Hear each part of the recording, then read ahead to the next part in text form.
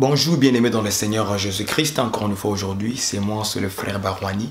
J'ai béni le Seigneur pour cette occasion merveilleuse qu'il m'accorde encore une fois aujourd'hui de venir partager avec vous la parole du Seigneur. Mais avant toute chose, j'aimerais que nous puissions prendre ensemble avec vous un instant pour la prière, pour remettre ces moments entre les mains du Seigneur, en fait que ce que nous allons dire aujourd'hui par l'aide du Saint-Esprit, que les oreilles de ceux qui entendent la vérité puissent comprendre en fait la pensée, le langage de notre Seigneur Jésus-Christ qui a parlé à travers Moïse dans Deutéronome chapitre 11 verset 14. Prions ensemble dans le nom de Jésus-Christ. Éternel Dieu notre Père, nous te bénissons et nous te rendons grâce. Nous te disons merci encore une fois pour ces moments que tu nous accordes de partager ta parole, Seigneur. Seule ta parole est une lumière, est une lampe à nos pieds. C'est pourquoi nous te prions, Seigneur notre Dieu, toi qui nous conduis sur le chemin. Et ce chemin, c'est la parole. Merci encore une fois, Seigneur notre Dieu, pour toute oreille, pour toute personne qui vont écouter ces moments, Seigneur. Que cette parole dans l'enseignement soit pour leur édification, puisse encore augmenter la connaissance dans la vie de tout à chacun de nous. Seigneur, bénis ton peuple encore une fois à travers cet enseignement. Bénis ceux qui vont entendre la vérité et qui vont la comprendre, Seigneur. Je te rends grâce pour ce que tu es, pour ce que tu fais et pour tout ce que tu feras à la suite de notre vie, Seigneur notre Dieu, pour te glorifier dans nos vies. Merci, Seigneur notre Père. Nous laissons tous ces moments entre tes mains. Que le Saint-Esprit, que celui qui est l'enseignant véritable, l'onction qui nous enseigne toute la vérité, puisse nous enseigner encore une fois aujourd'hui, au nom de Jésus-Christ, notre Seigneur et Sauveur. Ainsi nous avons prié. Amen. Chers frères et sœurs dans le Seigneur Jésus-Christ, nous vous bénissons pour ce moment de l'enseignement que nous voulons partager avec vous dans le livre de Deutéronome chapitre 11, verset 14. Sans tarder, nous allons lire Deutéronome chapitre 11, verset 14. Allons-y. J'ai ma Bible avec moi, je ouvre. Deutéronome chapitre 11 verset 14. Deutéronome 11 chapitre 11 verset 14. Nous lisons dans le nom du Seigneur Jésus-Christ. Nous allons commencer au verset 13. Si vous obéissez à mes commandements que je vous prescris aujourd'hui, si vous aimez l'Éternel, votre Dieu, et si vous le servez de tout votre cœur et de toute votre âme, je donnerai à votre pays, je donnerai à vos terres la pluie en son temps, la pluie de la première et de l'arrière-saison. Tu recueilleras ton blé, ton mou et ton huile. Amen. Donc le verset qui nous importe beaucoup aujourd'hui, c'est que nous allons encore une fois enseigner dans cet enseignement, c'est le verset 14. Là où Dieu dit, je donnerai à votre pays la pluie en son temps, la pluie de la première et de l'arrière-saison. Dans d'autres versions, je vais les lire encore les deux versions, j'ai notre Bible, Deutéronome chapitre 11, verset 14. Je vais les lire encore. Dans une autre version. Dans une autre version, il dit ceci. Je donnerai à votre pays la pluie en son temps, celle de l'automne et celle du printemps. Et tu recueilleras ton blé, ton vin nouveau et ton huile. Alléluia. Amen. Donc, nous avons vu les deux versions qui parlent de deux mots de façon différente, mais ça parle de la même chose. Dans la première version, on nous dit que Dieu va donner la pluie à son temps. Il dit la pluie de la première et de l'arrière-saison. Dans une autre version, on a dit celle de l'automne, c'est-à-dire la pluie de l'automne et la pluie du printemps. Donc ici, maintenant, nous avons deux saisons. Nous avons deux saisons. La saison d'automne et la saison du printemps. Alors Dieu dit aux enfants d'Israël, écoutez-moi très bien, Dieu dit aux enfants d'Israël, je donnerai la pluie en son temps, la pluie de l'automne et la pluie du printemps. C'est juste ça que nous voulons aujourd'hui enseigner au peuple de Dieu pour augmenter la connaissance du langage de Dieu dans les Écritures. Lorsque Moïse parlait de ces choses au peuple de Dieu, en Israël, Israël ne comprenait pas. Je vous dis la vérité, Israël ne comprenait pas. Moïse parlait en bégayement. Or, lorsqu'un prophète parle, Osée chapitre 12 a dit ceci. Lisons Osée chapitre 12. Il va nous dire, lorsqu'un prophète parle, dans quelle langue il parle, dans quel langage il utilise pour parler au peuple. Je vais lire avec vous.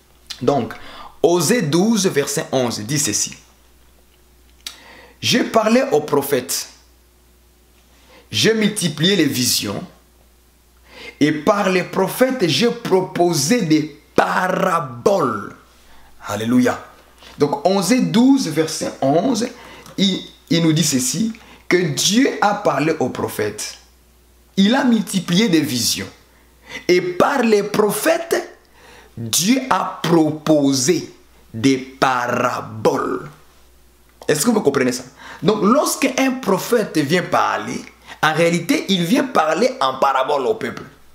Or, le langage du parabole, c'est un langage codé.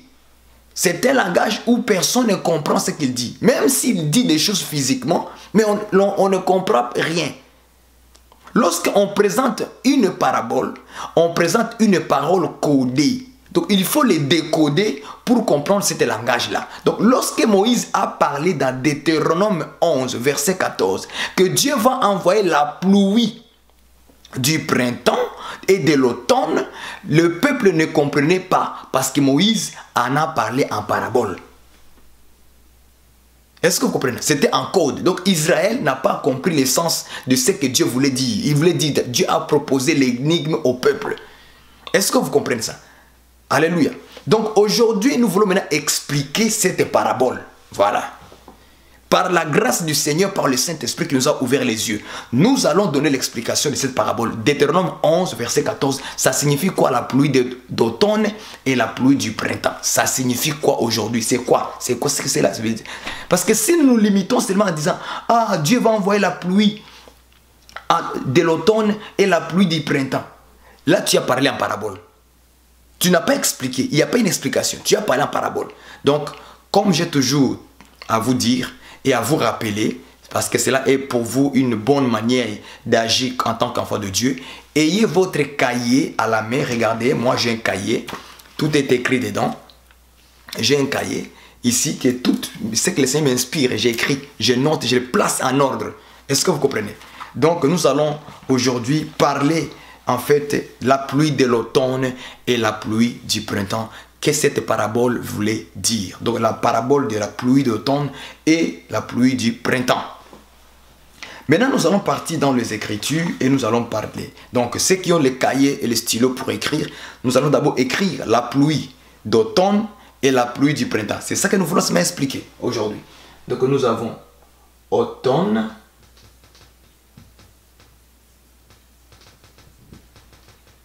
on va couper ça en deux, et nous avons le printemps.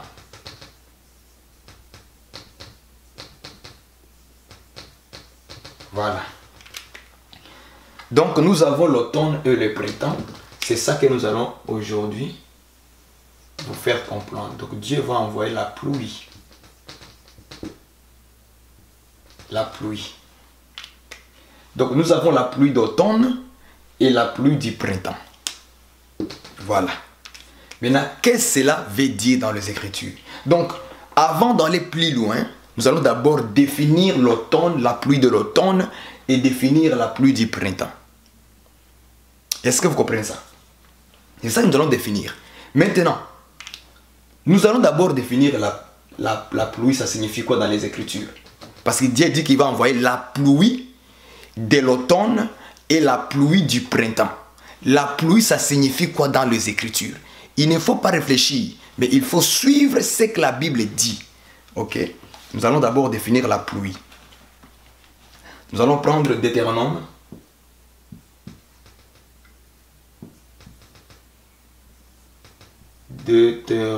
Deutéronome 32, verset 2. Ésaïe 55, verset 10 à 11. Nous voulons définir d'abord la pluie. Et lorsque nous aurons la réponse de la pluie, nous allons maintenant définir l'automne et le printemps. Allons-y, Deutéronome 32. Deutéronome 32. Que veut dire la pluie dans les Écritures? 32, allons-y. Verset 2. Commençons au verset 1. Cieux, prête l'oreille et je parlerai. Terre, écoute les paroles de ma bouche. Que mes instructions se répandent comme la pluie, que ma parole tombe comme la rosée. Vous avez vu ça? Que mes instructions répandent comme la pluie, et ma parole tombe comme la rosée. Donc en réalité, Moïse définit la parole ici comme la pluie qui tombe. Les instructions comme la pluie. Or, l'instruction, l'enseignement, on le trouve dans la parole. Est-ce que vous comprenez? Prenons Ésaïe.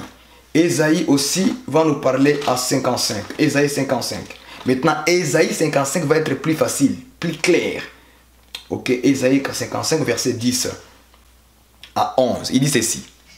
Comme la pluie et la neige descendent des cieux, il n'y retourne pas sans avoir arrosé, fécondé la terre, et fait germer le plante sans avoir donné de la sémence au semeur, et du pain à celui qui mange. Verset 11. Ainsi en est-il de ma parole qui sort de ma bouche. Vous avez vu ça? Donc, Ésaïe dit ceci. Que la pluie et la neige descendent du ciel. C'est-à-dire ça tombe du ciel. Ok?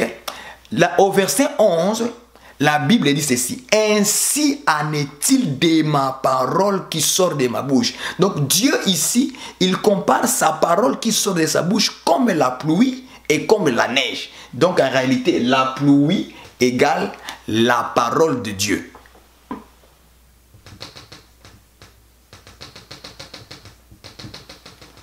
Est-ce que vous comprenez? Donc la pluie dans les Écritures veut tout simplement dire la parole. Est-ce que vous voyez ça? Donc là, on en a fini maintenant avec la pluie. Parce que je veux que même les bébés spirituels aussi, ceux qui sont encore nés dans le Seigneur, qu'ils comprennent aujourd'hui cette parabole de la pluie d'automne et la pluie du printemps. Lorsqu'ils vont comprendre ça, ça va être facile pour lui lorsqu'on va commencer à parler maintenant des choses dans la nourriture solide. Parce que c'est que moi, mon souci, c'est d'amener tout le monde à comprendre la parole de Dieu. C'est pourquoi je n'aime pas parler de façon rapide dans l'enseignement. Dans l'enseignement, je suis très calme. Je suis très calme. Je veux que vous puissiez comprendre ce que je voulais dire. Parce que si vous ne comprenez pas, c'est ça qui crée en fait des débats inutiles. Ok? Mais lorsque je vais aller doucement, doucement, phrase par phrase, mot à mot, verset à l'appui pour te donner l'éclaircissement sur une chose que tu ne comprenais pas peut-être avant. Donc, nous avons la pluie d'automne et la pluie du printemps. Ça veut dire quoi? La pluie, c'est la parole. On a vu. Est-ce que vous voyez ça? Vous avez vu dans Ésaïe 55, verset 10 à 11. La pluie et la neige qui tombent du ciel. Ainsi en est-il de ma parole qui sort de ma bouche. Donc nous comprenons que la parole, c'est la pluie. Et la bouche, c'est le ciel qui s'ouvre. Est-ce que vous voyez ça là? Donc nous avons la parole d'automne et nous avons la parole du printemps. Jusque-là, ce n'est pas encore clair. On n'a pas encore compris ce que cela veut dire l'automne et le printemps. Alléluia. Donc maintenant, nous avons vu la parole du printemps, la parole de l'automne. Nous voulons maintenant expliquer que veut dire le printemps dans les Écritures. Ça veut dire quoi printemps? La pluie du printemps. Ça veut dire quoi? Il ne faut pas réfléchir. Il faut chercher un verset dans les Écritures qui explique la pluie du printemps. Ça veut dire quoi? Ok? Ne touche pas au dictionnaire. Ne touche rien. Va seulement dans la Bible. C'est comme ça que le Saint-Esprit t'enseigne à définir les choses de Dieu. Nous allons chercher la pluie du printemps dans les Écritures. Dans le printemps. La pluie du printemps dans les Écritures. Est-ce que vous comprenez? Allons-y visiter notre bien-aimé Salomon. Il va nous expliquer ces choses. Proverbe 16, verset 15. Je l'écris pour vous. Proverbe 16, verset 15.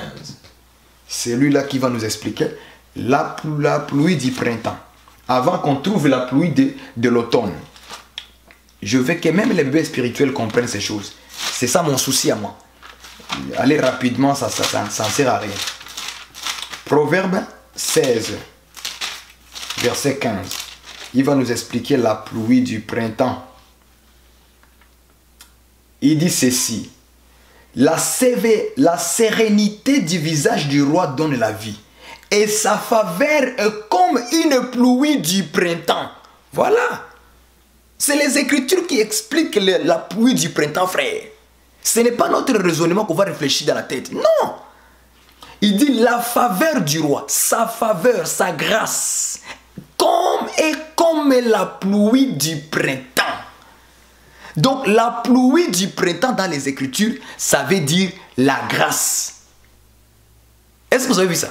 La pluie du printemps égale la grâce de Dieu. Donc on compare ici la grâce comme la pluie du printemps. Est-ce qu'on peut maintenant écrire cela comme ça? Allons-y. Donc nous avons trouvé, c'est la grâce. Donc la pluie du printemps égale la faveur, la grâce. Alléluia. Maintenant les choses commencent à devenir claires. Est-ce que vous voyez ça? Les choses commencent maintenant à devenir claires. Donc lorsqu'on nous parle de la pluie du printemps, c'est-à-dire la pluie de la grâce, c'est-à-dire la parole de la grâce. Est-ce que vous voyez cela? Or, lorsque nous lisons dans Jean chapitre 1 verset 17, on peut lire cela, on va trouver la grâce là-bas. Jean chapitre 1 verset 17. Allons-y. On cherche maintenant la grâce. Cherchons maintenant la grâce dans Jean chapitre 1 verset 17. Allons-y, bien-aimés. La Bible répond à la Bible. Comme je veux, les Écritures expliquent les Écritures. Ce n'est pas tes raisonnements ou... Non, non, non, ce n'est pas ça, frère. Il ne faut pas mentir. Jean chapitre 1 verset 17. Car la loi a été donnée par Moïse, la grâce et la vérité sont venues par Jésus-Christ. C'est maintenant clair. La loi a été donnée par Moïse, mais la grâce et la vérité sont venues par Jésus-Christ. En d'autres termes, dans un autre langage, la grâce égale la pluie du printemps. C'est ça qu'on a vu dans Proverbe 16, verset 15. La faveur du roi est comme la pluie du printemps. Donc, lorsque Jean chapitre 1, verset 17 dit que la grâce et la vérité sont venues par Jésus-Christ, en d'autres termes, dans un autre langage, la pluie du printemps et la vérité sont venues par Jésus-Christ. Voilà. Maintenant, la parabole commence à être maintenant décortiquée. Est-ce que vous comprenez? Donc, en réalité, la grâce, c'est ça la pluie du printemps que Jésus est venu avec. Donc, Jésus-Christ a amené une nouvelle saison, la saison du printemps. Alléluia. Jésus a amené la saison du printemps. Il a amené la grâce. La grâce égale la pluie du printemps. Donc c'est la pluie du printemps là. C'est ça qu'on appelle la grâce aujourd'hui. Est-ce que vous voyez ça? Donc Jésus est venu avec la saison du printemps, la pluie du printemps. Mais Moïse a amené quoi? Moïse a amené la loi. Maintenant, si nous voyons que le printemps égale la grâce, et que la grâce c'est Jésus qui est venu avec. Or, nous avons vu les deux serviteurs, Moïse et Jésus. Ah, maintenant nous comprenons que la pluie de l'automne, c'est le contraire de la pluie du printemps. C'est-à-dire la loi que Moïse a donnée. Voilà. Maintenant, tout devient clair. Alléluia. Alléluia. Acclame le Seigneur là où tu es. Gloire au Seigneur Jésus. Maintenant, la parabole est décortiquée. Alléluia, la loi. Écrivons la loi ici. Alléluia. Donc, nous comprenons que la pluie d'automne, c'est la loi que Moïse a donnée. Et la pluie du printemps, c'est la grâce que Jésus nous a donnée. Est-ce que vous me comprenez maintenant? Donc, les deux saisons-là, ce sont des dispensations. La dispensation de la loi et la dispensation de la grâce que Jésus-Christ est venu avec. Donc Jésus est venu amener la pluie du printemps, c'est-à-dire la grâce. Est-ce que vous voyez ça? J'aime la Bible, j'aime les Écritures. Maintenant, on comprend que le bégaiement de Moïse, la parabole que Moïse a amenée au peuple est décortiquée, frère. Donc Dieu parlait à Israël, il disait ceci, vous aurez 2 dispensations. La première dispensation va se passer au temps de l'automne, dans la saison de l'automne. Et la deuxième dispensation va se passer au temps du printemps. C'est-à-dire, il y aura un temps où la loi sera annoncée, mais il y aura un temps où la grâce aussi sera annoncée. Ah, frère, c'est ça en fait expliquer les Écritures. Ce n'est pas réfléchir dans la tête. Là, je suis en plein enseignement, frère. Suis-moi très bien, mot à mot, verset par verset. Et tu ne seras pas plus trompé par des faux pasteurs ou par des frères qui raisonnent dans la tête. Nous, on n'a pas ces logiques-là. Nous, on demande à Dieu, explique-moi ces mots-là, ça veut dire quoi? La pluie du printemps, là, ça veut dire quoi dans les Écritures?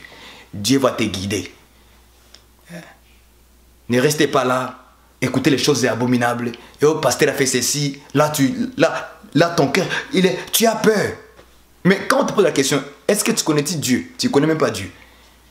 Tu penses connaître Dieu, mais tu ne le connais pas. Est-ce que tu comprends son langage dans les Écritures? Tu ne comprends pas.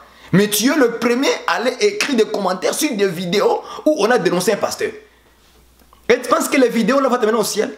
C'est la compréhension des Écritures où il y a la vie. Si tu ne comprends pas la parole de Dieu, donc tu n'as pas la vie, frère. Voilà pourquoi l'Écriture dit, la vie éternelle, c'est qu'on te connaisse, toi, c'est le vrai Dieu. Donc la vie éternelle, c'est la connaissance de Dieu. Vous pensez c'est quoi la vie éternelle? Tu te réveilles le matin comme ça, j'ai la vie éternelle. C'est ce que vous croyez penser? La vie éternelle consiste à connaître, à avoir la connaissance. Elle me dit que mon peuple périt faute de connaissance. Pourquoi? Périr veut dire mourir. Mon peuple meurt. La mort frappe le peuple, pourquoi? Parce qu'il n'y a pas la connaissance véritable de Dieu. Et tu passes ton temps, tu es distrait. Distrait, complètement distrait. Dans des choses, des vidéos. Tu as mis les vidéos, tu vas l'écouter. Des vidéos de 2 heures, 3 heures, tu écoutes. Mais quand il s'agit de l'enseignement véritable, comme là je te prête les vrais enseignements. Non, ça ne t'intéresse pas. Ce qui t'intéresse, c'est aller écouter ce que l'autre a dit à l'autre, les conflits entre frères, entre pasteurs. C'est ça que tu aimes écouter, les choses. Les conflits comme ça, là, tu aimes ça. Et tu vas aller commenter sur ça. Vous voyez, comment vos esprits sont emportés dans la distraction.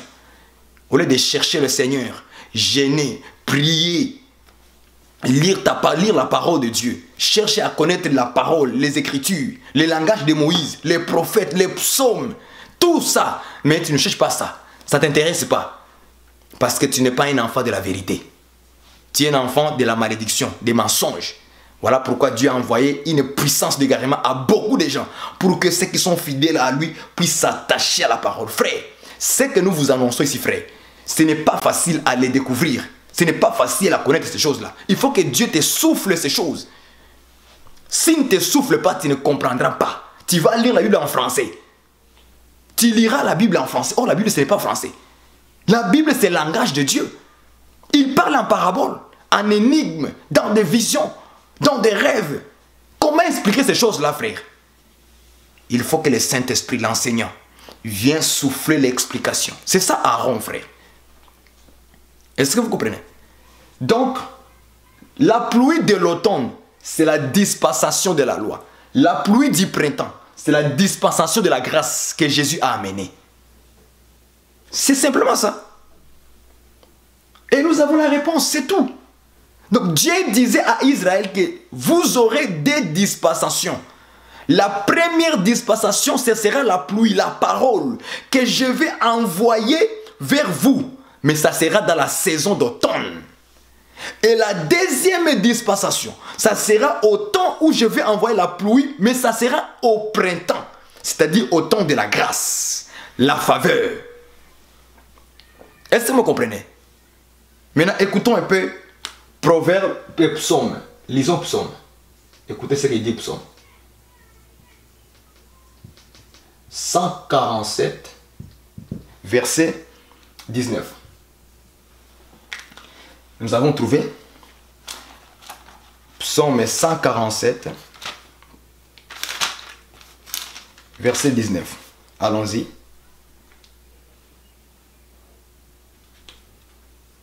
Il dit ceci dans cette parole-là. la Bible dit que Dieu, il a donné la parole à Jacob, les lois et les ordonnances à Israël. Lisons cela. Écoutez ce qu'il dit. Verset 19. Il révèle sa parole à Jacob, ses lois et ses ordonnances à Israël. Parce que Jacob, c'est Israël. Donc, il dit qu'il a révélé quoi? La parole à qui? À Jacob, virgule. Ses lois et ses ordonnances à qui? À Israël. Nous comprenons que Jacob, c'est Israël. La parole que Dieu a révélée à Jacob, c'est ça qu'on appelle la loi. Et les ordonnances, Hébreu dit les ordonnances charnelles. Voilà. Est-ce que vous comprenez? Donc la dispensation de la loi a été donnée à un peuple qu'on appelle Israël. C'est comme ça qu'on devait vous enseigner les Écritures. Est-ce que vous voyez ça? Donc la loi a été donnée en Israël. Les ordonnances ont été données en Israël. C'est à eux que Dieu a révélé sa première pluie, la première pluie, frère, a été envoyée en Israël. Mais Dieu maintenant, qu'est-ce qu'il a dit? Il a dit la pluie d'automne. J'aime ça. La pluie d'automne. Or, la saison d'automne est là. Qu'est-ce qui se passe dans la saison d'automne? Pourquoi tu vas prendre l'automne? Il faut que nous découvrons qu'est-ce qui se passe en automne. Alors, cherchons dans la Bible. Qu'est-ce qui se passe en automne? Jude, chapitre 1, verset 12, va nous aider à comprendre qu'est-ce qui se passe en automne. Pourquoi Dieu utilise la saison d'automne? Alléluia. Jude, il va nous aider. Jude 1, 12. Parce que dans Jude, il n'y a un seul chapitre. Verset 12. Allons-y voir Jude. Bien aimé, suivez-moi bien, suivez-moi bien. Jude chapitre 1, verset 12. Allons-y. Jude 1, 12. Ce sont des écailles dans vos agapes, faisant impudemment bonne chair, se repassant eux-mêmes. Ce sont des nuées sans eau, poussées par les vents, des arbres d'automne sans fruits, 2 fois morts, déracinés. Avez-vous vu ça? Retenez les mots là. Ce sont de qui?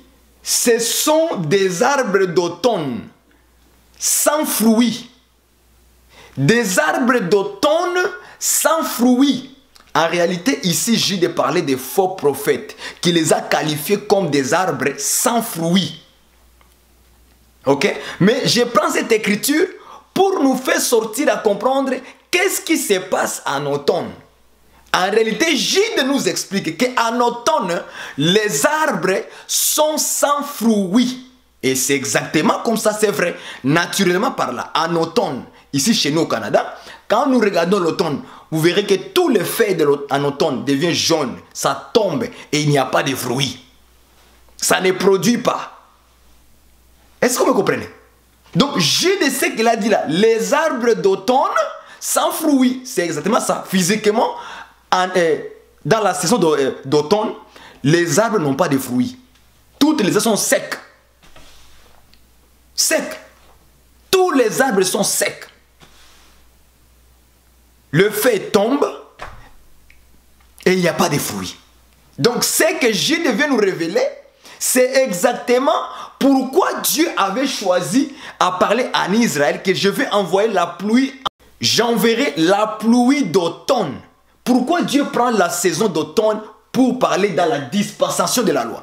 Jude vient nous dire, dans Jude chapitre 1 verset 12, il nous dit que les arbres d'automne, ça n'a pas de fruits. Ça ne produit pas. Nous comprenons que les arbres d'automne, les arbres de la dispensation de la loi ne produiront pas. Alléluia. Maintenant, vous comprenez? Donc, Dieu prend les arbres, il dit les arbres d'automne sans fruits. Écrivons ça comme ça. Arbre d'automne sans fruits. Est-ce que vous voyez ça? Donc Dieu dit que ce sont des arbres d'automne sans fruits. Dieu a pris la saison d'automne. Il dit, je vais envoyer la pluie en automne. Ok? Et nous avons découvert que la pluie d'automne, c'est la dispensation de la loi. Est-ce que vous voyez ça? C'est la dispensation de la loi. Or, qu'est-ce qui se passe en automne? Jude nous dit qu'en automne, les arbres sont sans fruits. Est-ce que vous comprenez ça? Maintenant, définissons les arbres dans la Bible. Les arbres. C'est quoi arbre dans la Bible? Il ne faut pas réfléchir. Marc chapitre 8, verset 24. Allons-y. Marc 8, verset 24. Parce que nous sommes en train de partir pour que même les bébés spirituels vont comprendre l'enseignement. Marc chapitre 8, verset 24. Tu es où? Nous voulons définir arbre dans les Écritures. Écoutez. Verset 24. Je le lis. Il y regardant et dit, j'aperçois les hommes, mais j'en vois comme des arbres et qui marchent. Ici, c'était un aveugle qui ne voyait pas. Et Jésus l'a guéri. Et puis Jésus lui dit, qu'est-ce que tu vois? L'homme dit, je vois des hommes. J'aime ça. Je vois des hommes, mais j'en vois comme des arbres. Vous voyez ça? Donc, en réalité, dans la Bible, lorsque nous on parle aussi des arbres, on parle de l'homme. Donc, l'homme égale arbre. Maintenant, allons-y, retournons Jude chapitre 1, verset 12. Qu'est-ce qu'il dit? L'arbre d'automne est sans fruits. En réalité, l'arbre égale homme. En d'autres termes, on va dire, les hommes d'automne sans fruits. Est-ce que vous comprenez? Les hommes d'automne sans fruits. Or, nous avons vu que la pluie d'automne, c'est quoi? C'est la loi. En réalité, les hommes dans la dispensation de la loi, ils seront sans fruits. Je ne sais pas si tu as compris, ma soeur, mon frère. Est-ce que tu as saisi ces choses, frère? La Bible. Ah! C'est ça qu'on appelle l'explication des Écritures, frère. Est-ce que tu me saisis? C'est ça qu'on appelle l'explication des Écritures. J'aime la Bible. Donc, les hommes de la loi, les hommes à qui Dieu a donné la loi, la première pluie, la pluie d'automne, ils ne produiront pas les fruits. Allons-y chercher, ça veut dire quoi les fruits, frère? Définissons aussi les fruits. Comme ça, on va aller mot à mot, phrase par phrase. Et on va vous expliquer clair les Écritures, frère. Alléluia. Allons-y définir d'abord fruits aussi. Là, on va comprendre quand on dit les arbres d'automne sans fruits. On a vu l'arbre, ce sont des hommes. Selon Marc 8, 24. Je vois les hommes. J'en vois comme les arbres qui marchent. Oh, les arbres marchent. Frère, nous sommes aussi les arbres aussi. On va voir ça. On va voir ça. Ok, allons-y. Parce que nous sommes dans l'enseignement rapide là. Pour faire comprendre la parabole des pluies d'automne et la pluie du printemps. Ok. Donc, l'arbre d'automne est sans fruits. Maintenant, que veut dire les fruits? Fruits, c'est quoi dans les Écritures? Ok. On va définir les fruits aussi. Écrivez ça. Luc chapitre 1. Luc chapitre 1. On va chercher ça rapidement. Luc chapitre 1. Je vais écrire pour vous Luc. Chapitre 1, verset 39 à 42. Luc chapitre 1, verset 39 à 42. Il dit ceci. Luc 1, 39 à 42. Il dit ceci. Dans ce même temps, Marie s'éleva et s'en alla à hâte vers les montagnes dans une ville de Juda. Elle entra dans la maison de Zacharie et saluant Élisabeth. Dès qu'Élisabeth a entendu la salutation de Marie, son enfant tressaillit dans son sein. Et elle fut remplie du Saint-Esprit. Elle s'écria d'une voix forte. Écoutez, le verset 32. Elle s'écria d'une voix forte. Tu es béni entre les femmes et le fruit de ton sein est béni. Le fruit de ton sein est béni. Le fruit de ton sein. En réalité, qu'est-ce que Élisabeth parlait? Il parlait du fils qui était dans le ventre de Marie. Il parlait de l'enfant qui était dans son sein, dans son ventre à elle. Dans le ventre de Marie. C'est ça qu'Élisabeth a appelé ça, le fruit de ton sein. Donc, lorsqu'on nous parle de fruits dans les Écritures, c'est le fils. Alléluia. C'est le fils qui est le fruit. Donc, fruit égale fils. Fruit égale fils. Est-ce que vous voyez ça? Élisabeth est remplie du Saint-Esprit. Elle dit ceci. Le fruit de ton sein est béni. Donc, le fruit qu'Élisabeth parlait là, ce n'était pas le fruit physique, mais c'était le fils qui était dans le ventre de Marie. C'est ça qu'on appelle aussi fruit. Donc, fruit égale fils. En réalité, en d'autres termes, lorsque Jude chapitre 1 verset 12 dit « Les arbres d'automne sans fruit », il veut simplement dire que ce sont les hommes qui ne produiront pas le fils, qui ne porteront pas le fils. Est-ce que vous voyez ça? C'est ça en fait. Jusque-là, ce n'est pas encore clair. Les hommes, les arbres d'automne qui ne porteront pas, qui ne produiront pas le fils. Ça n'a pas de sens. On va encore développer, encore sculpturer les Écritures pour chercher le fils. Ça veut dire quoi? 1 Jean chapitre 5, verset 12 à 13. Allons-y voir ça aussi. 1 Jean. Il va nous parler du fils maintenant. 1 Jean va nous parler du fils. Chapitre 5, verset 12 à 13. Il dit ceci. 1 Jean chapitre 5, verset 12 à 13. Allons-y. Celui qui a le fils a la vie. Celui qui n'a pas le fils de Dieu n'a pas la vie. Vous avez vu ça? Celui qui a le fils a la vie. J'aime ces choses. Or, nous avons vu le fruit de ton sein est béni. Il parlait du fils, de l'enfant qui était dans le ventre de Marie. Ah, donc nous voyons que le fruit égale fils. Or, 1 Jean chapitre 5, verset 12, il dit, c'est lui qui a le fils. En d'autres termes, c'est lui qui a le fruit à la vie. Alléluia. Donc avoir le fils, avoir le fruit, c'est avoir la vie, frère. Est-ce que vous voyez ça? Donc le fruit égale la vie. J'aime la parole du Seigneur. Maintenant les Écritures commencent à devenir claires. Donc lorsque Jude parle en disant les arbres d'automne sans fruit, c'est-à-dire les arbres d'automne qui n'ont pas la vie. Or, nous avons vu que l'arbre qu'on parlait, ce sont des hommes.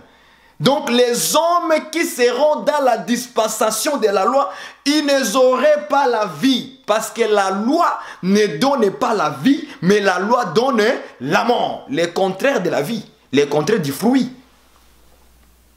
Est-ce que vous voyez ça? Maintenant, les Écritures deviennent claires pour nous.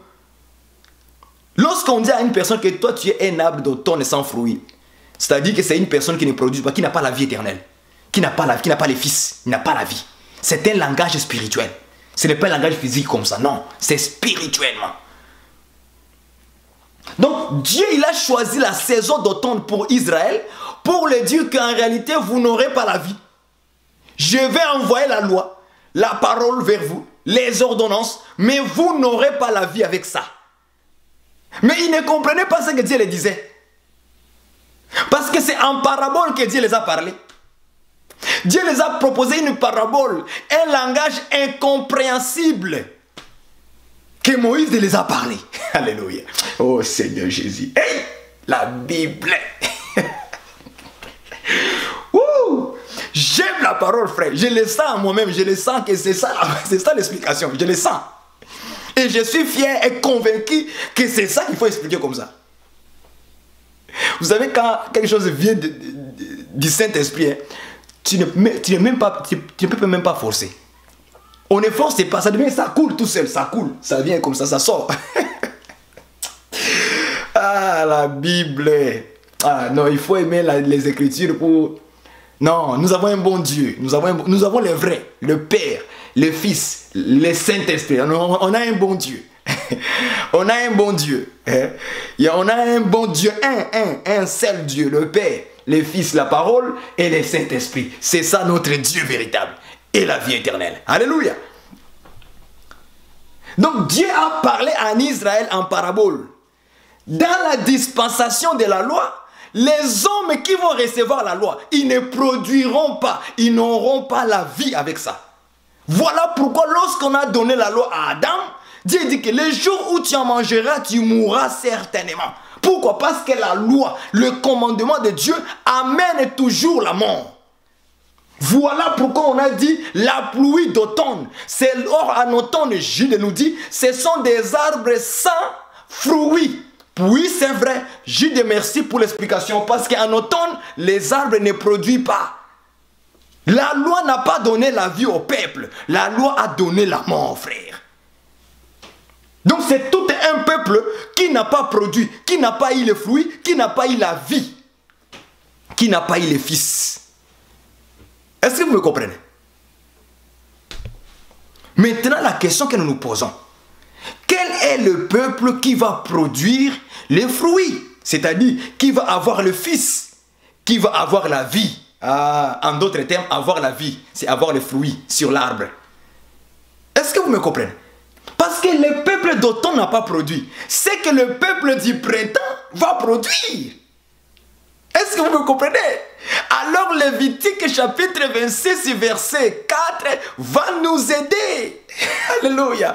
Allons-y maintenant décortiquer la pluie du printemps. Allons-y bien aimé dans le Seigneur. Alléluia. On va d'abord effacer tout ça. On va d'abord effacer tout ça. Et nous allons comprendre maintenant les choses de Dieu. Maintenant, on a parlé de la pluie d'automne, c'est fini avec lui. On va maintenant retourner aller voir la pluie du printemps.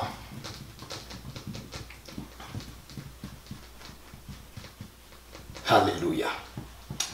J'aime Jésus, j'aime Jésus, j'aime Jésus, qu'il soit loué, amen.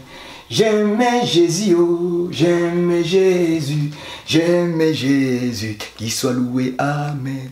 Qu'il soit loué, alléluia, qu'il soit loué, amen. Qu'il soit loué, alléluia, qu'il soit loué, amen.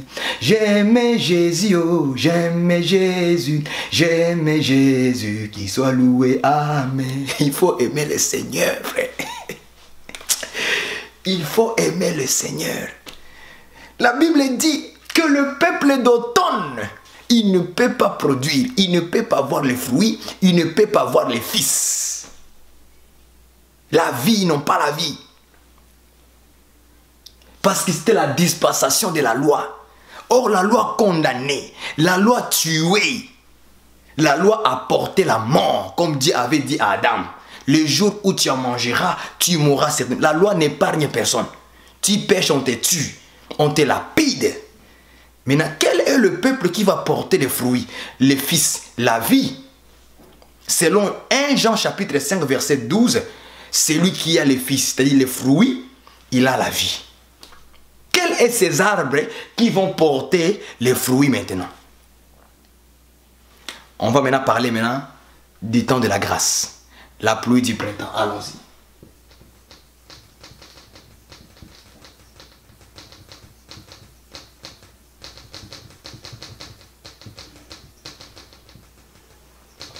La pluie du printemps. Je vous dis que Dieu doit encore prophétiser. Il doit encore nous montrer un autre verset qui parle maintenant d'un peuple qui va porter les arbres, qui vont porter les fruits. Parce que nous avons vu que les arbres d'automne n'ont pas de fruits. C'est-à-dire Israël n'a pas porté la vie. Malgré la loi qu'on leur a donnée, ça n'a rien amené à eux. Est-ce que vous comprenez cela? Maintenant, allons-y visiter Lévitique 26 verset 4.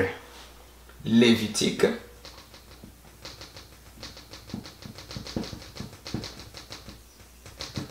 26 verset 4. Allons-y. On va voir maintenant comment est-ce qu'encore Dieu va encore parler. Lévitique. Lévitique 26, verset 4. Il dit ceci. Je vous enverrai des pluies en leur saison, en leur temps. La terre donnera ses produits. Soulignez ça. Et les arbres des champs donneront leurs fruits. Je vais lire cela dans une autre version. Louis II. Je vais prendre aussi Louis II. Il va nous expliquer quelque chose de très important par rapport à ces choses. Parce que nous parlons des choses spirituelles. De la parole de Dieu. Lévitique 26, verset 4. Dans Louis II, il dit ceci. Je vous donnerai les pluies en son à leur saison. La terre donnera ses productions. Soulignez ça. Et les arbres de la campagne donneront leurs fruits. Voilà maintenant Dieu nous montre qu'il prophétise de nouveau encore dans Lévitique 26 verset 4. Il dit que les arbres de la campagne, vous voyez, les arbres des champs vont produire, donneront leurs fruits. Donc nous avons vu que les arbres d'automne n'ont pas donné les fruits. Est-ce que vous voyez ça? Ils n'ont pas porté les fruits, ils n'ont pas porté le fils, ils n'ont pas porté la vie. Mais les arbres de la campagne, j'aime cette version, les arbres de la campagne, frère. Soulignez ça, le mot campagne. Les arbres de la campagne. Or, la campagne, c'est quoi? C'est le village. C'est ça que dans une autre version, on a dit les champs. C'est la même affaire. Champ, campagne, village. C'est les mêmes mots. Est-ce que vous me comprenez? Donc, il dit que les arbres de la campagne vont donner leurs fruits. C'est-à-dire que les arbres qui sont dans la ville n'ont pas donné les fruits. C'est-à-dire que la ville, c'est Israël. La campagne, c'est qui alors? C'est nous les païens. C'est ça que Paul a parlé dans... Laisse-moi vous lire cela. Dans le livre d'Éphésiens chapitre 2, verset 11. On va le lire avec vous, Éphésiens. Éphésiens, tu es où, Éphésiens? Comment est-ce que Paul nous a appelés? Écoutez ce que Paul nous dit. Éphésiens chapitre 2, verset 11. Verset 11 à 13. Il dit ceci. 11 à 13. C'est pourquoi vous, autrefois païens dans la chair, appelés incirconcis, par ceux qu'on appelle les circoncis et qui le sont à la chair par la main de l'homme. Verset 12. Souvenez-vous que vous étiez en ces temps-là, sans Christ, sans le Fils, sans la vie, voilà, sans fruits. Est-ce que vous me comprenez? On était là sans Christ, privés du droit de citer en Israël.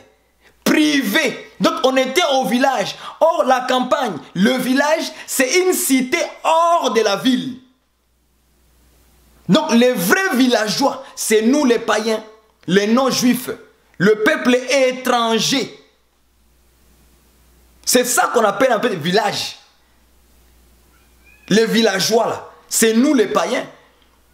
Nous étions privés de la ville, la cité en Israël. C'est ça qu'on appelle la ville.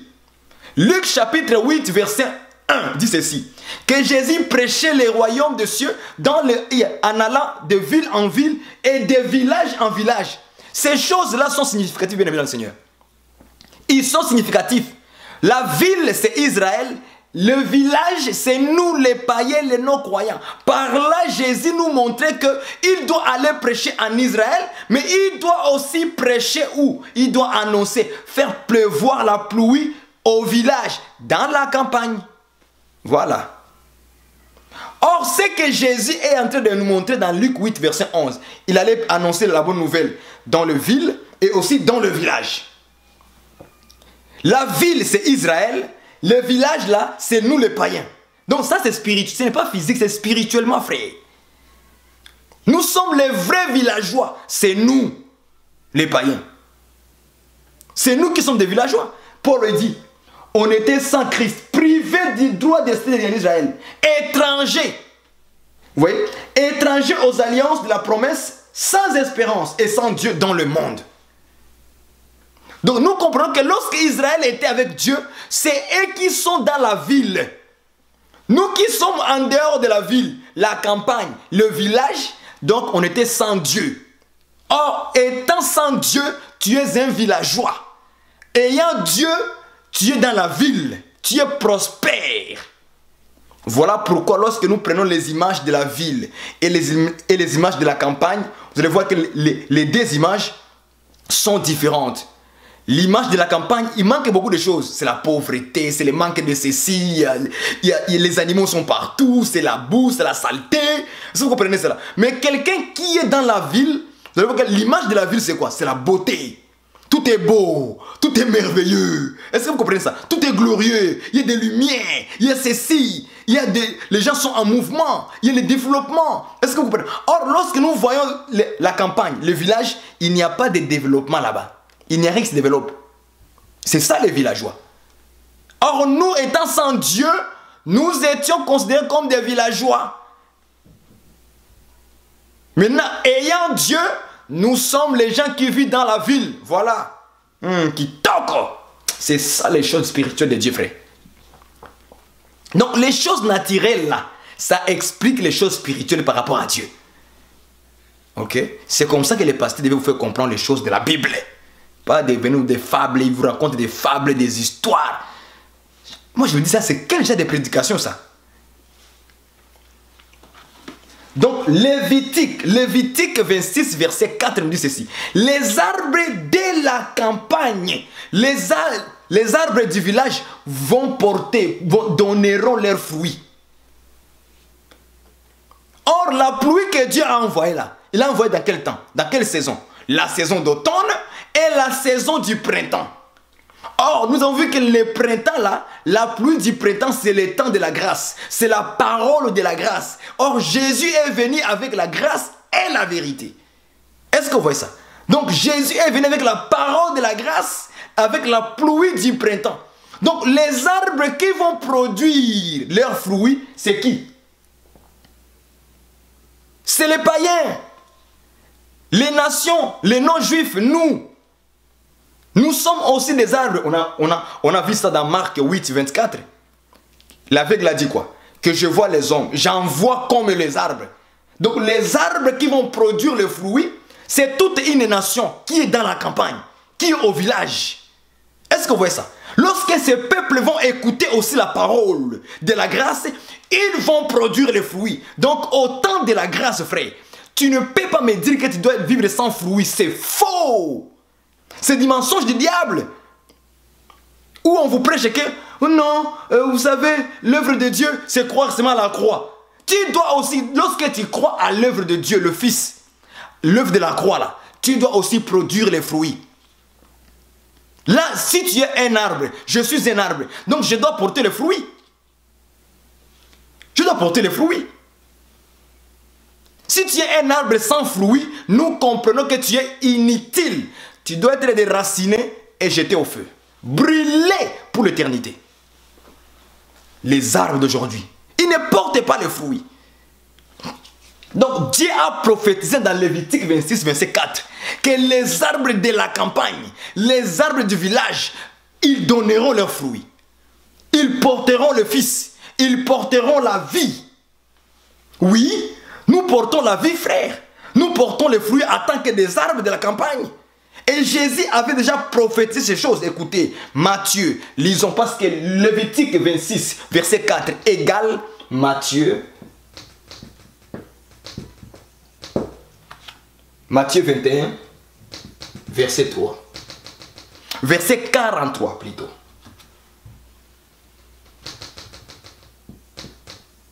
Allons-y. Matthieu 21, verset 43. 43. Écoutez ce que Jésus dit aussi. Donc vous allez comprendre que les deux passages, Jésus est venu encore interpréter Dieu dans Lévitique 26, verset 4. Ok, 43. Il dit ceci. C'est pourquoi je vous l'ai dit, le royaume de Dieu vous sera enlevé et sera donné à une nation qui en rendra le fruit. Kitoko pensama kasi. Kitoko. Je sens encore à parler, à prêcher l'écriture, frère. Lévitique 26, verset 4 égale Matthieu 21, 43. C'est pourquoi je vous l'ai dit.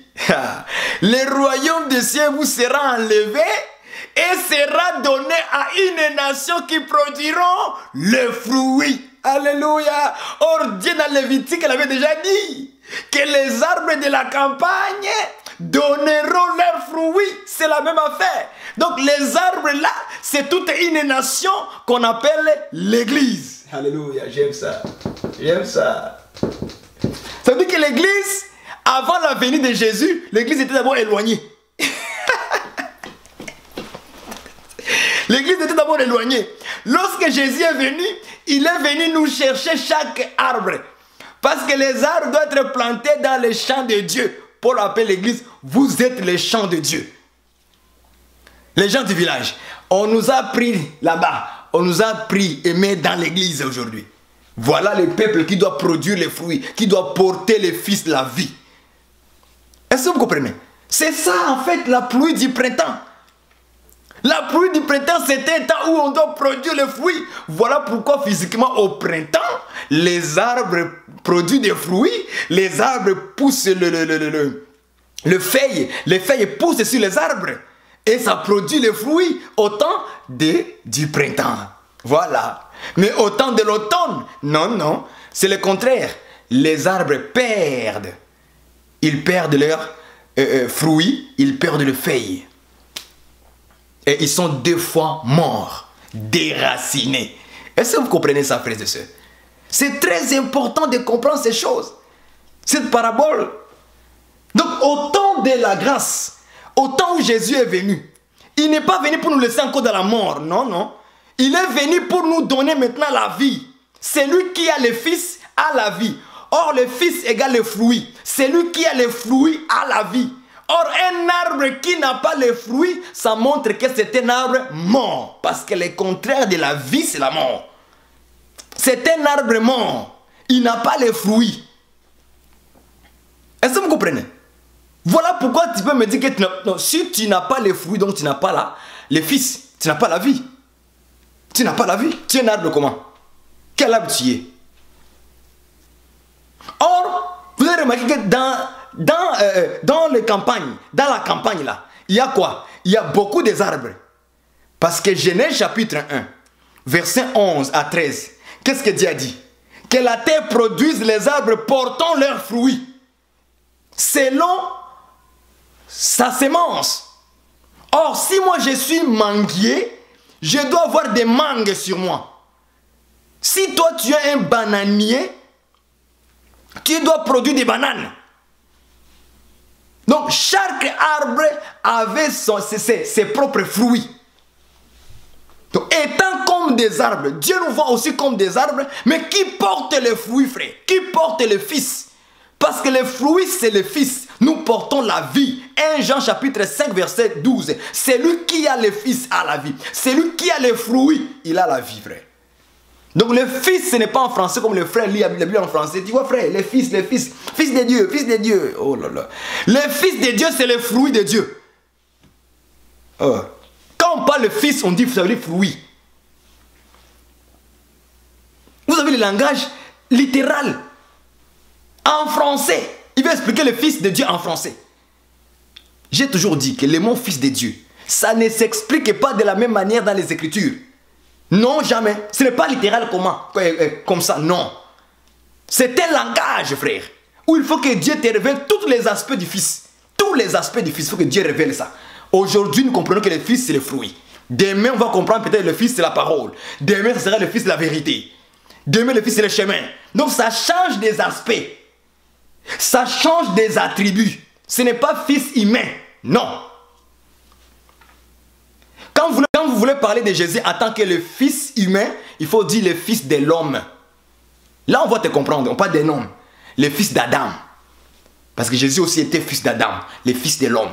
Mais lorsqu'on dit le Fils de Dieu, ah, là, fais attention, frère. Parce que là, il va changer des attributs.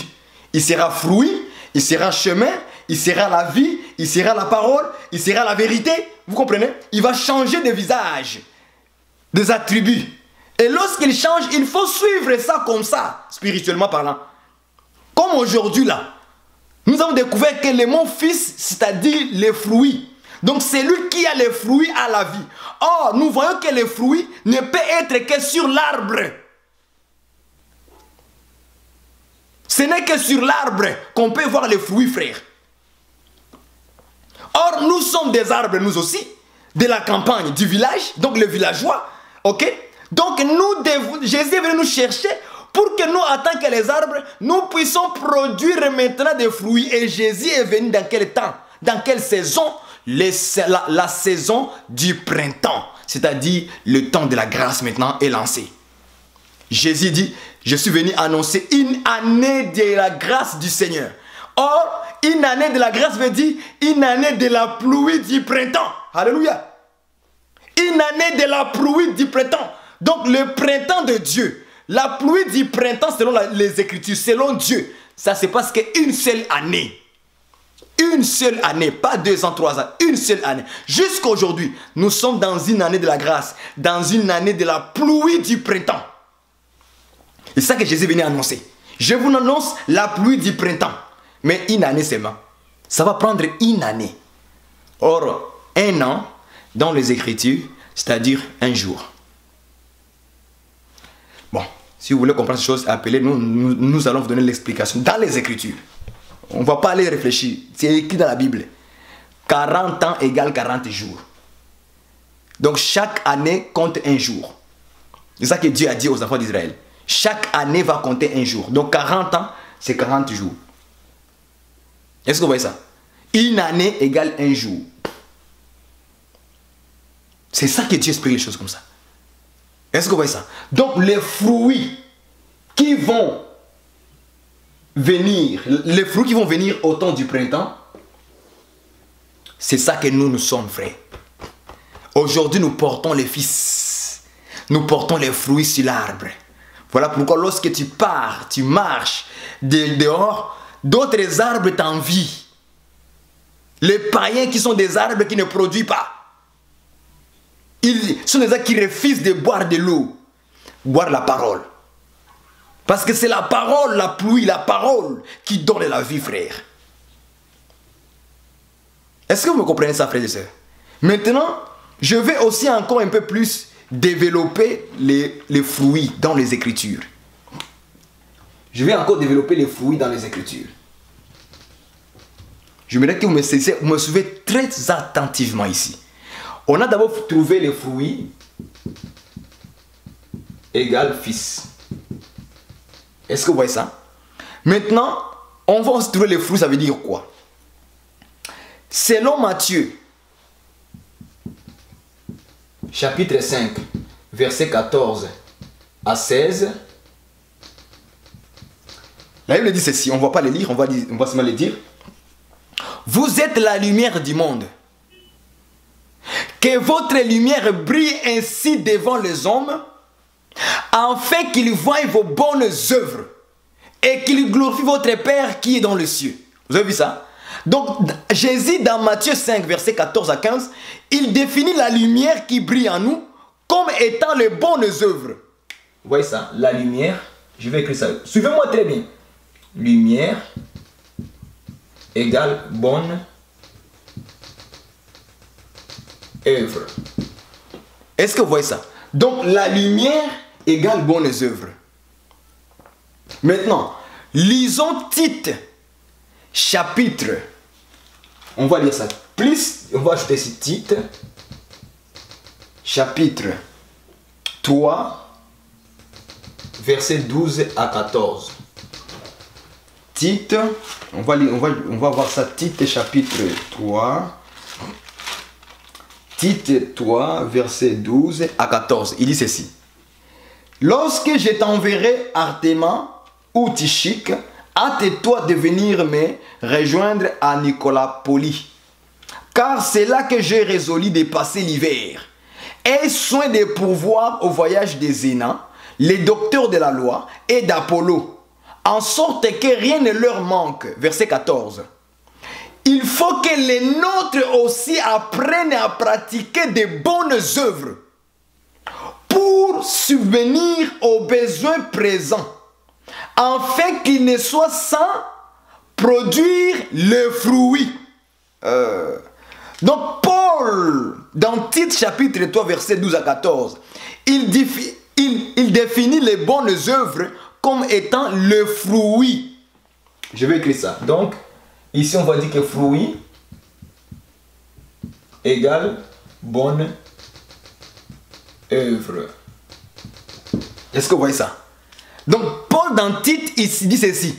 Il faut que les nôtres aussi pratiquent les bonnes œuvres pour subvenir aux besoins pressants afin qu'ils ne soient pas sans produire les fruits.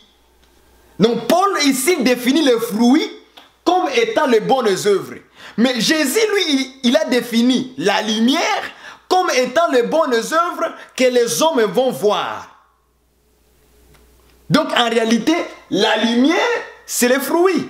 Parce que la lumière égale fruit, le fruit égale, la lumière égale bonnes œuvres, les fruits égale bonnes œuvres. Donc, la lumière égale fruit. Bien sûr, la lumière égale fruit. Est-ce que vous voyez cela? Maintenant, définissons d'abord la lumière aussi. Définissons la lumière dans Proverbe. Proverbe 6, 23. Allons-y voir. Proverbe, on veut définir la lumière, ça veut dire quoi? La lumière, Proverbe 6, 23. J'aimerais que vous me suivez attentivement ici. C'est ici l'intelligence de l'esprit. Ici, ce n'est pas de la blague pour trouver ça, frère. Proverbe 6, 23. Il dit ceci. Car le commandement est une lampe et l'enseignement une lumière. L'enseignement, selon Proverbe 6, 23. Il dit l'enseignement une lumière. Ah, donc on peut remplacer la lumière par quoi? Par l'enseignement. Est-ce que vous voyez ça? Donc on va écrire ici enseignement. Donc en quelque sorte, ou bien dans un autre langage, cela veut dire que l'enseignement égale bonnes œuvres. Paul lui dit que les fruits égale bonnes œuvres. Donc l'enseignement égale fruit. Est-ce que vous avez compris? En tout cas, si vous n'avez pas compris cette mathématique que je fais ici, appelez-moi, je vais vous l'expliquer facilement, vous allez comprendre. C'est facile, c'est très facile, il faut avoir l'intelligence du Seigneur. C'est pourquoi j'ai dit au début, priez pour que le Seigneur fasse grâce de comprendre ce que je vais dire. Ok? Parce que ça, c'est un peu ça, le mathématique de Dieu. Ok? Donc, on a vu que Matthieu 5, 14 à 16, plus Tite 3, 12 à 14, le deux versets là, lorsqu'on les colle ensemble, ça donne un seul message. Jésus appelle la lumière comme étant les bonnes œuvres. Proverbe 6, 23, il dit, la lumière c'est l'enseignement. Ah, donc on peut remplacer la lumière par l'enseignement. Ce qui veut dire maintenant que l'enseignement c'est les bonnes œuvres. Est-ce que vous voyez ça? Paul dit que les fruits c'est les bonnes œuvres. Ah, donc nous comprenons que l'enseignement égale les fruits. L'enseignement égale les fruits. Est-ce que vous comprenez? Maintenant, retournons sur les arbres du printemps qui doivent produire le fruit. Est-ce que vous me comprenez? Donc, Lévitique 26, verset 4 dit ceci, que les arbres de la campagne donneront leurs fruits. Ça veut dire qu'ils vont produire les fruits.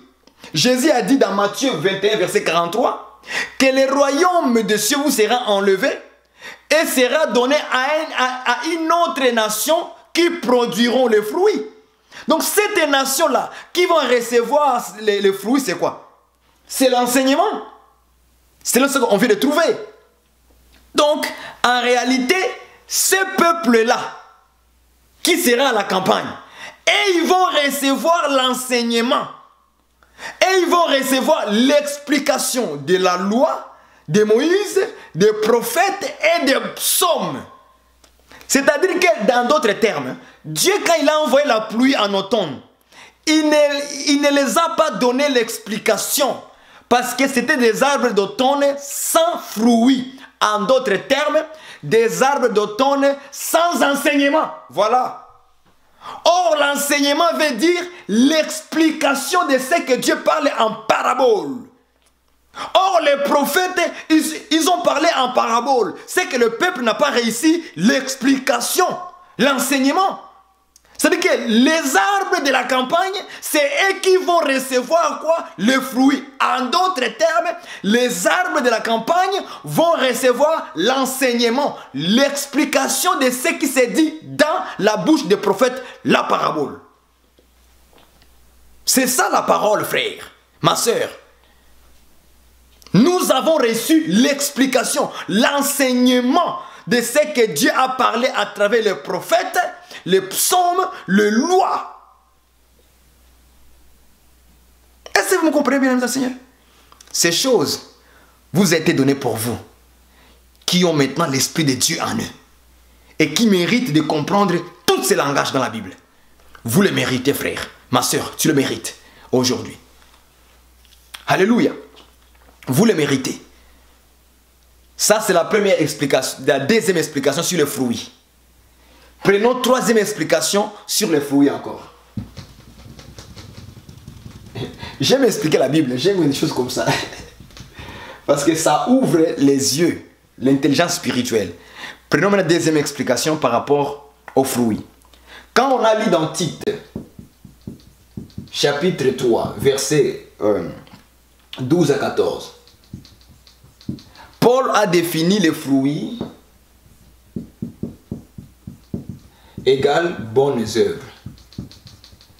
Bonne œuvre. Vous voyez ça? Donc, troisième explication par rapport aux fruits. Les fruits aussi veut dire des bonnes œuvres. Tout court. Or, les bonnes œuvres, c'est quoi? C'est mettre en pratique ce que tu as reçu. Lorsque tu reçois le Fils la vie en toi, tu dois maintenant faire sortir les bonnes œuvres. Pour que le peuple qui voit ces fruits-là puisse se glorifier et dire: ah, les manguiers a donné là, les mangues. Ah, les bananiers ont donné le banane. Les orangiers ont donné des oranges. Et ils vont glorifier notre Père. C'est-à-dire la mise en pratique de la parole de Dieu que tu as reçue. La pluie, la parole, la pluie qui est tombée sur les arbres et que les arbres doivent maintenant produire les fruits frais. Les bonnes œuvres maintenant. Voilà pourquoi dans nos enseignements, j'insistais toujours que tu ne peux pas être un enfant de Dieu qui ne produit pas de bons fruits. Jamais, jamais. Sinon on va te couper et te jeter dans le feu. Le feu éternel là. C'est la Bible qui le dit. Que l'arbre que mon père n'a pas planté sera coupé et jeté au feu. C'est Jésus qui a dit ça. Tu as été planté par qui? Puis tu veux me dire, les gens prêchent n'importe quoi. On n'est pas justifié par les œuvres. Ah bon? Mais là, dis-moi, tu vas pratiquer quoi alors? Tu vas pratiquer quoi? Si tu ne mets pas en pratique la parole de Dieu, tu vas pratiquer quoi? J'ai montré ça, Éphésiens chapitre 2 verset 10. Nous avons été créés en Jésus-Christ pour les bonnes œuvres que Dieu a préparées d'avance afin que nous les pratiquions. On doit les pratiquer, frère.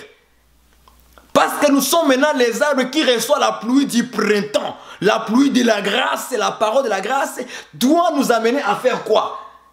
Qu'est-ce que la grâce nous enseigne, frère? Tite, allons-y voir ça. Qu'est-ce que la grâce nous enseigne?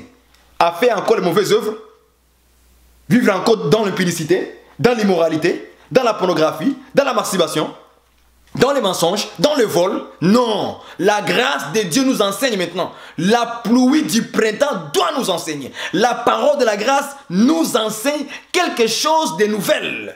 Frère, Tite chapitre, allons-y voir Tite. La grâce de Dieu nous enseigne quoi? Les gens parlent pour parler seulement. Des prédicateurs sans inspiration du Saint-Esprit. Allons-y voir Tite chapitre 2 verset 11. Car la grâce de Dieu, source de salut pour tous les hommes, tous les hommes, et ce n'est pas tous les hommes du monde entier, hein. Tous les hommes ici là, c'est les élus. C'est que Dieu a choisi. Les arbres que Dieu a choisi, il a planté. Parce que si tu n'es pas un arbre que Dieu a planté, tu seras coupé, déraciné et jeté au feu. Mais les arbres que Dieu a plantés dans son jardin, dans son champ, dans sa maison là. Car la grâce de Dieu, source de salut pour tous les hommes, a été manifestée et nous enseigne à renoncer à l'impiété. Donc la grâce, la pluie du printemps, nous enseigne à renoncer à l'impiété 1, aux convoitises du monde 2, et à vivre dans le siècle présent selon la sagesse, la justice et la piété. C'est comme ça que la pluie du printemps nous enseigne, frères, ma soeur. Ne suivez pas vos prédicateurs là charnels qui n'ont rien compris de la parole de Dieu. Ils ne savent même pas comment placer en ordre, en harmonie les versets. Ils ne savent même pas ça. Il prend ici, il prend là-bas, il prend ici, il prend... Il s'évague dans la Bible en désordre. Non, non. Le Saint-Esprit, c'est un esprit d'ordre. Il place les versets pour que ça puisse harmoniser, marcher ensemble.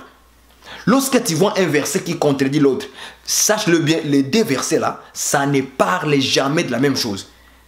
À ce moment-là, enlève dans ta tête, non, pourquoi Jésus a dit ceci? Pourquoi Jésus a dit ceci? Non, sache-le bien que là, ce sont des contextes différents. Contextes différents. Donc arrête de t'embrouiller dans la tête. Sois simple que ça. Non, ce verset contredit l'autre. Ça veut dire que les deux n'est pas la même affaire. Parce que dans la Bible, Dieu ne peut pas se contredire. Non.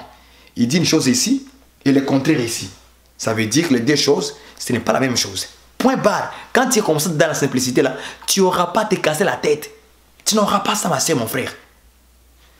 La grâce de Dieu. Ah, la pluie du printemps.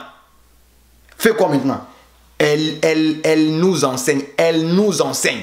Donc la pluie du printemps, c'est l'enseignement que Dieu a donné au peuple. À nous les païens, les étrangers. Nous qui étions loin, hors de la ville. Mais Jésus est allé aussi au village. Or Jésus c'est la parole. Jésus c'est la pluie. Lorsque Jésus ouvrait sa bouche pour prêcher la bonne nouvelle au village, donc la bouche de Jésus c'était le ciel qui s'ouvre et qui envoie la pluie, frère. Mais dans quelle saison? La saison du printemps. Voilà pourquoi nous produisons des bonnes œuvres, frères. Nous aimons nos frères.